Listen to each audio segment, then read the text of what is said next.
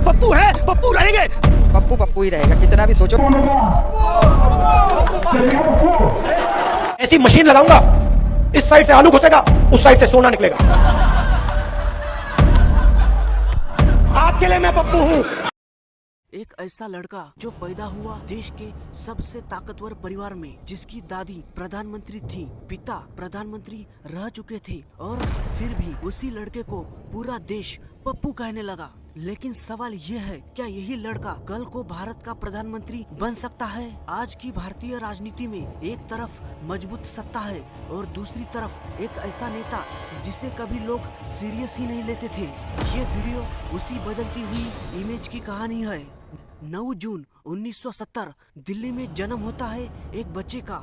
नाम राहुल गांधी, दादा जवाहरलाल नेहरू, दादी इंदिरा गांधी, पिता राजीव गांधी। सत्ता, पैसा, पहचान सब कुछ था, लेकिन इस नाम के साथ आया डर और ट्रेजेडी का बोझ। 14 साल की उम्र में दादी की हत्या और 21 की उम्र में पिता की हत्या। कम उम्र में ऐसे झटके जो किसी भी इंसान को तोड़ सकते हैं। इसलिए राहुल गांधी ने पॉलिटिक्स चूज नहीं की।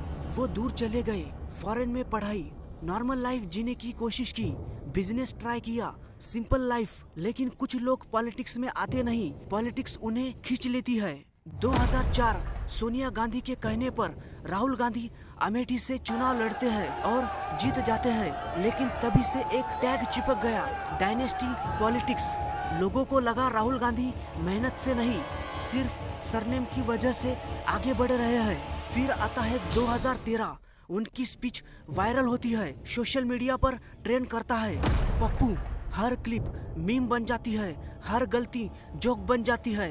रिजल्ट 2014 के चुनाव में कांग्रेस सिर्फ 44 सीटों पर सिमट जाती है। लोग बोलने लगे, ये आदमी कभी लीडर बन ही नहीं सकता। और कुछ साल बाद राहुल गांधी पार्टी प्रेसिडेंट पद से इस्तीफा दे देते हैं। हर नेता अपनी हार की जिम्मेदारी नहीं लेता, लेकिन उन्होंने ये बोझ अपने कंधों पर लिया। राहुल गांधी की इमेज गिरने में सिर्फ उनकी अपनी गलतियां ही वजह नहीं थी।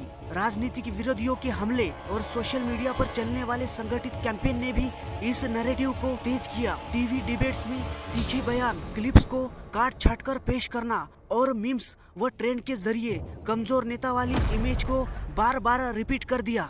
हालांकि हर पार्टी डिजिटल नैरेटिव बनाती है, सोशल मीडिया के दौर में इस जंग का असर बस कई गुना तेज हो गया। फिर आता है 2022, कन्याकुमारी से एक शख्स पैदल निकला। ना वीआईपी रोड शो, ना बड़ी रैलियां, भारत जोड़ो यात्रा जो बहुत कुछ बदल के रख देती है। 3500 किलोमीटर से ज्यादा पैदल चले, किसानों के साथ बैठना, मजदूरों के साथ चाय पीना, स्टूडेंट्स की बातें सुनना। यही से लोगों ने राहुल गांधी को सीरियस नेता की तरह देखना शुरू किया। कम बैक सिर्फ यात्राओं से नहीं बनता, सही वक्त पर सवाल उठाने और ग्राउंड पर मौजूद रहने से भी बनता है। कोरोना के शुरुआती दौर में राहुल गांधी ने तैयारी और ट्रांसपेरेंसी पर सवाल उठाए। उस वक्त कई लोगों ने उनकी बातों को नजरअंदाज किया, लेकिन बाद में हालात ने दिखाया कि कुछ सवाल वाकई जरूरी थे। मणिपुर हिंसा के बाद वो ग्राउंड पर पहुंचे, पीड़ित परिवारों से मिले और हालात को नजदीक से देखा। स्टूडेंट्स के प्रोटेस्ट हो या किसानों की परेशानी, राहुल गांधी ने कई मौकों पर सीधे जाकर बात की और इन मुद्दों को संसद और मीडिया में बार बार उठाया। इन कदमों को कुछ लोग जमीनी जुड़ाव मानते हैं, तो कुछ लोग राजनीति का हिस्सा। सच शायद इनके बीच कहीं है। जहां 2014 में 44 सीटें आई, फिर 2019 में 52 सीटें आई, वही 2024 में कांग्रेस 99 सीटों तक पहुंच जाती है। राहुल गांधी बनते हैं लोकसभा में अपोजिशन लीडर। उनकी दमदार स्पीचेस वायरल होने लगती है और पप्पू वाली इमेज धीरे धीरे टूटने लगती है। लेकिन ये भी सच है, आज भी बहुत लोग उन्हें स्ट्रॉन्ग लीडर नहीं मानते। मतलब स्टोरी अभी खत्म नहीं हुई। इतिहास गवाह है, कुछ कमबैक सिर्फ सोशल मीडिया तक सीमित रह जाते हैं और कुछ कमबैक सत्ता तक पहुंच जाता है। एक इंसान को देश ने पप्पू कहा, आज वही प्रधानमंत्री का दावेदार माना जा रहा है। पॉलिटिक्स में लोग बदलते नहीं, लोग बस वक्त पर पहचान लिए जाते हैं। अब सवाल तुमसे है, क्या ये कमबैक है या सिर्फ एक फेज, या सच में भारत के अगले प्रधानमंत्री की कहानी?